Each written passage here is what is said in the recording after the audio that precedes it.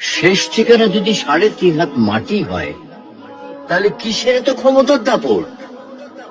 ভোর 5টায় মৃত্যু, সকাল 6টায় জানিয়ে দেওয়া হবে মাইকে, 8টায় শেষ গোসল করানো হবে, 9টায় তোমাকে নতুন কাপড়ে সাজানো হবে, জোহরের নামাজের পরে তোমার আলিশান বাড়ি থেকে বের করে নিয়ে যাওয়া হবে, 2টায় তোমার জানাজার নামাজ পড়ানো হবে, 2:30টায় তোমাকে কবরে নামিয়ে ফেলা হবে।